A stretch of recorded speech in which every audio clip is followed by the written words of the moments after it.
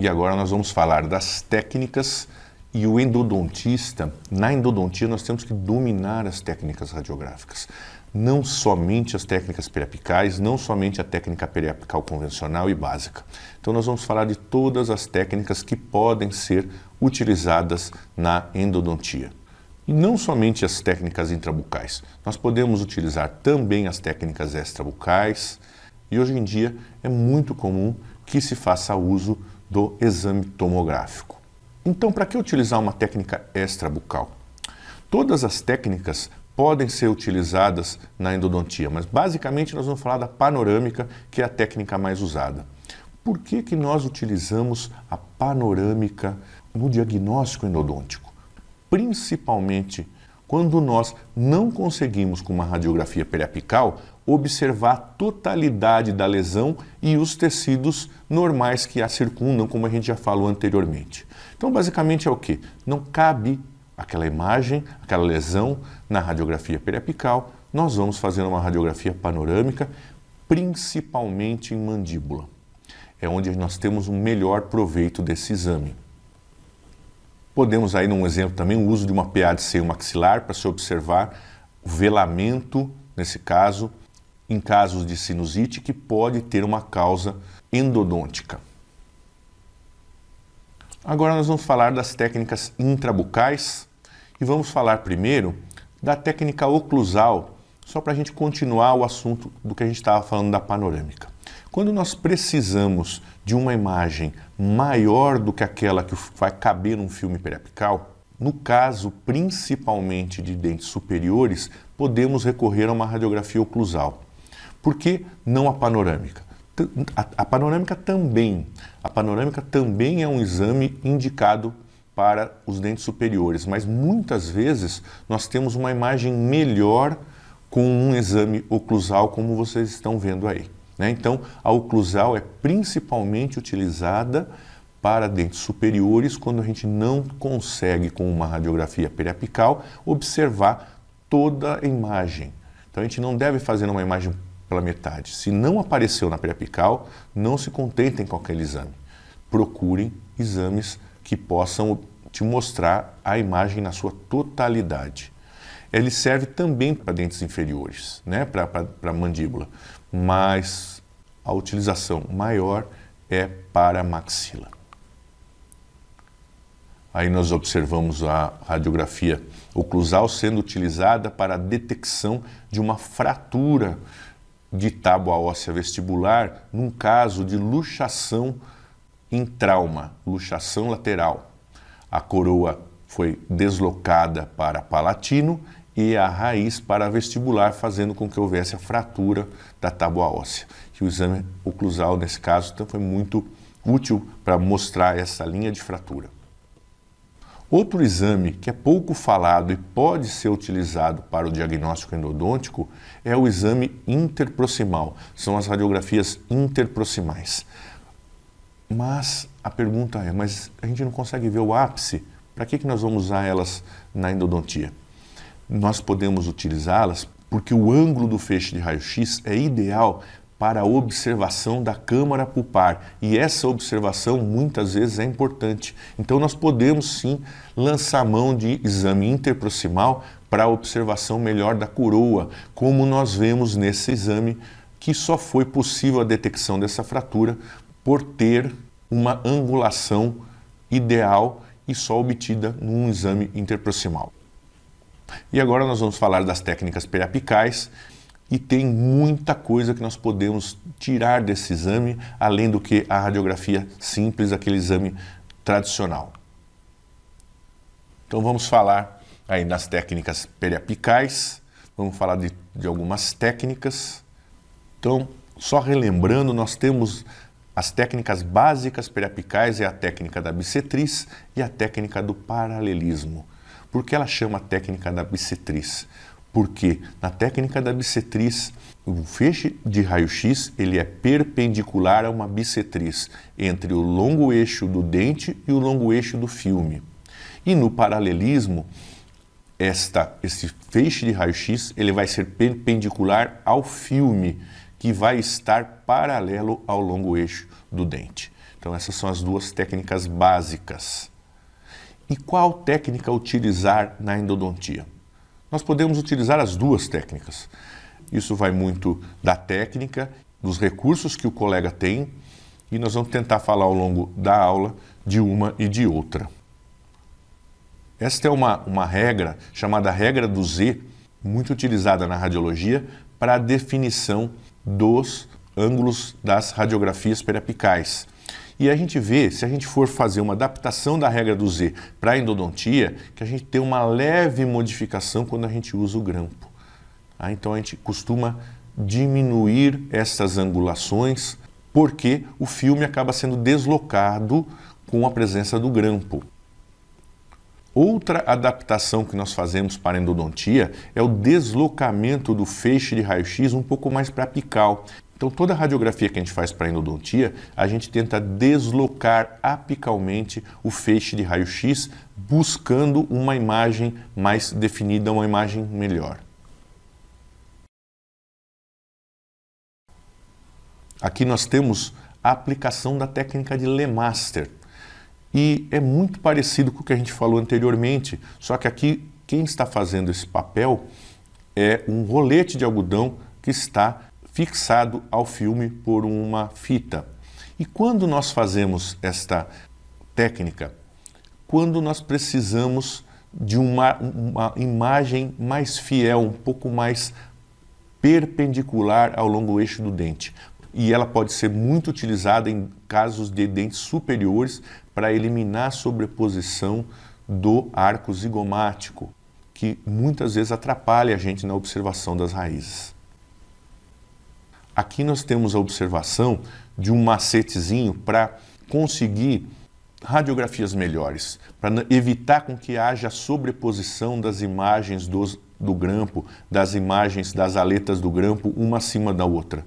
Se a gente conseguir um paralelismo entre a aleta lingual, no caso, com a aleta vestibular, com o feixe de raio-x, nós conseguiremos uma imagem que uma aleta ficará na frente da outra e, portanto, não vai atrapalhar na radiografia e você vai observar sem distorções e com mais qualidade.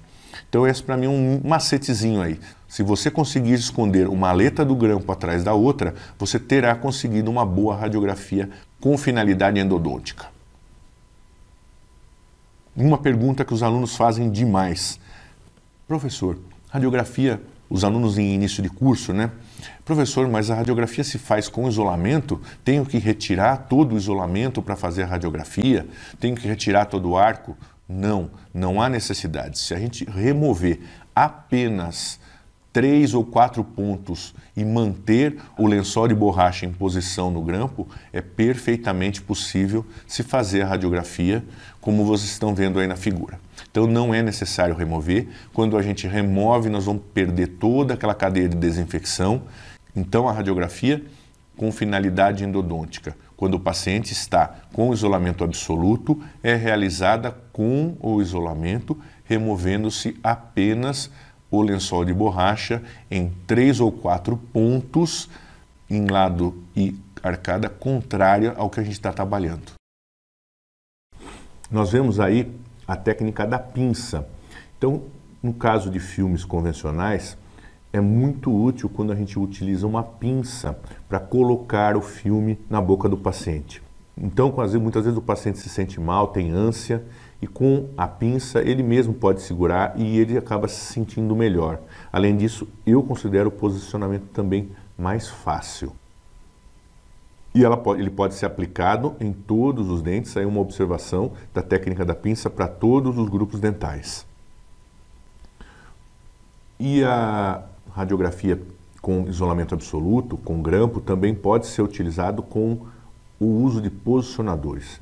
Existem diversos posicionadores no mercado, tanto para filmes convencionais como para sensores. Eles têm no mercado nacional já várias marcas e podem ser utilizados de acordo com a habilidade e a disponibilidade. Aqui a observação de uma outra técnica, uma técnica extraoral, utilizada quando o paciente tem uma certa rejeição ao exame periapical, principalmente quando nós temos isolamento absoluto.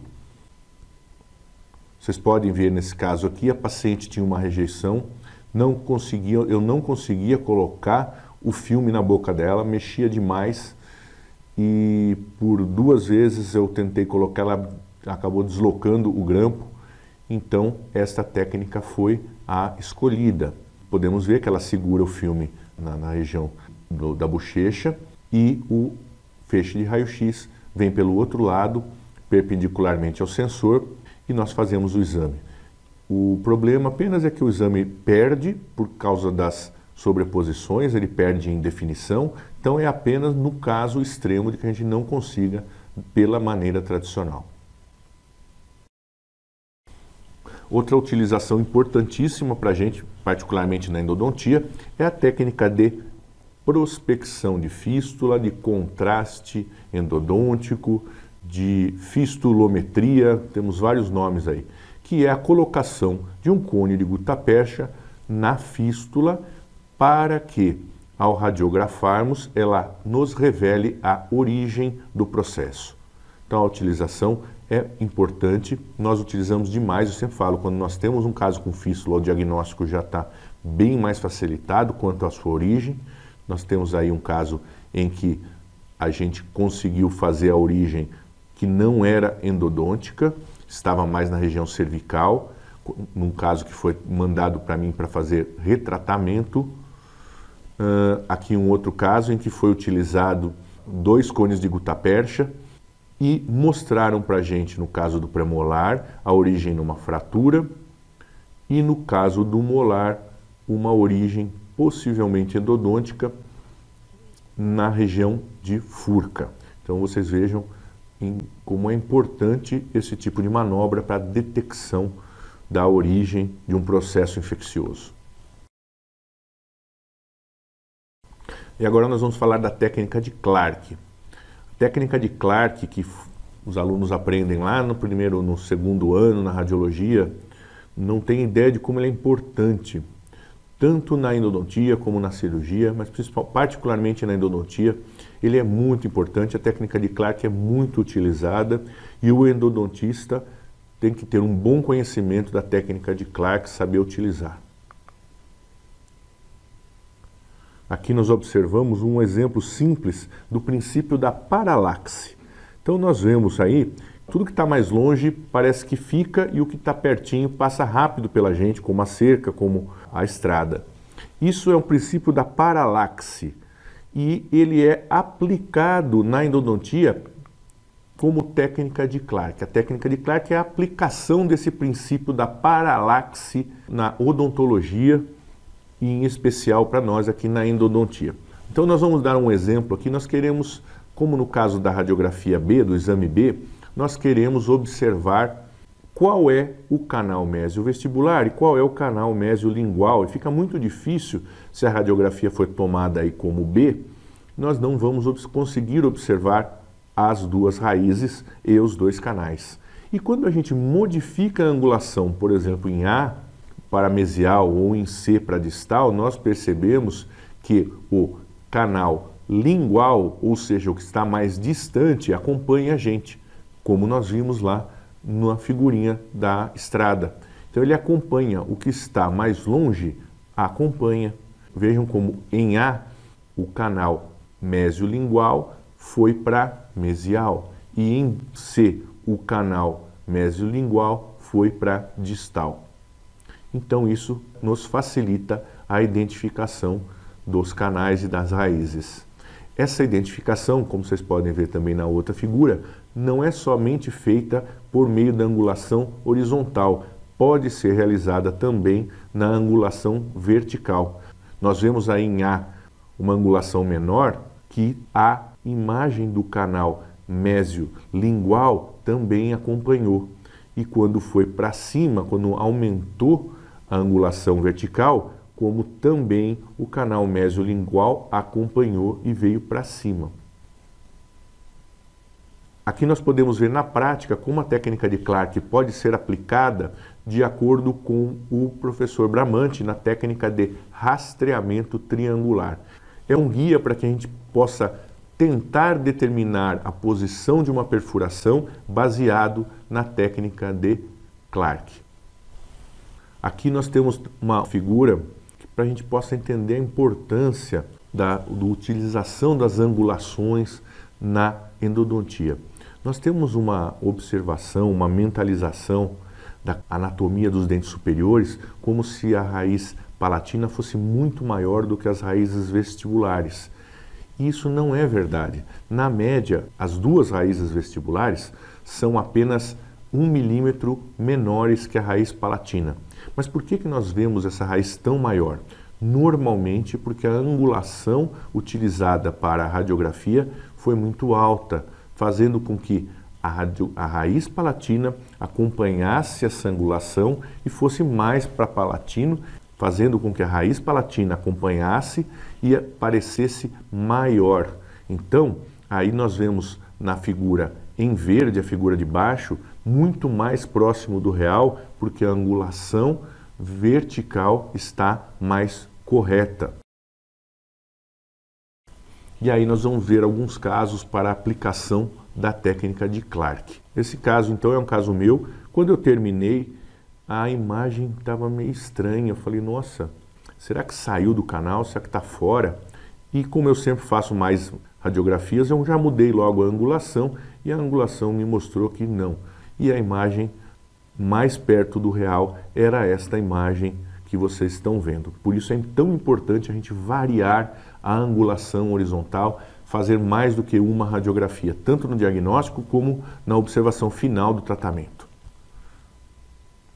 Aqui é um outro caso de consultório que o paciente chegou para fazer um molar inferior, o dente já estava aberto, um paciente braque forte, e eu desconfiei muito de fratura quando eu vi a radiografia. E a gente observa, como sempre eu faço radiografias com angulações diferentes, que na segunda angulação, aquilo que parecia ser uma fratura, na verdade era o canal mesiovestibular sobreposto na região da furca. Aqui é um caso em que foi utilizada a técnica de Clark para a observação da reabsorção cervical. Foi feita uma tomografia logo depois dessa consulta, mas no diagnóstico eu já pude saber com mais certeza o posicionamento apenas com a mudança da angulação horizontal. Nesses casos, esses dois casos mostram a importância da variação da angulação horizontal para a determinação de que canal é vestibular e de que canal é palatino. Um outro caso importante em que a técnica de Clark foi utilizada, a mudança da angulação para a observação melhor da obturação em um tratamento endodôntico. Esse é um outro caso interessante em que uma radiografia periapical tinha uma imagem central, uma imagem diferente, uma imagem mais radiopaca no ápice, que com a mudança de angulação revelou-se uma dilaceração apical. Esse é um outro caso em que a gente tinha lesões radiográficas, lesões periapicais e seio maxilar, e precisávamos determinar o que era lesão, o que era seio, e fazendo o mapeamento através da mudança de angulação, nós conseguimos determinar melhor onde estavam as lesões periapicais e o que era seio maxilar. Este aqui é um caso em que a observação de radiografias com diferentes angulações nos permitiu revelar a posição da lesão em relação às raízes e em relação a dentes adjacentes.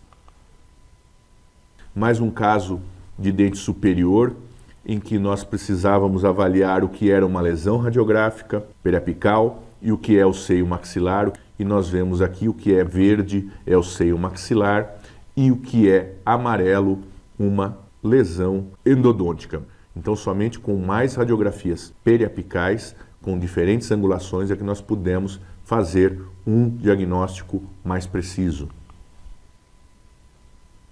Nesse caso também, muito importante a realização de diferentes angulações horizontais, a utilização da técnica de Clark para a dissociação de raiz de uma coroa do dente incluso, que possibilitou o tratamento sem a remoção do dente em questão.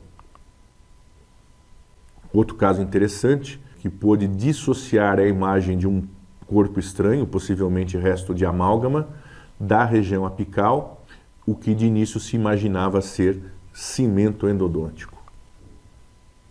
Aqui um caso também que nos mostra que não só a angulação horizontal, mas a angulação vertical também é muito importante para que nós possamos dissociar e saber que raiz, se a raiz é palatina ou se a raiz é vestibular.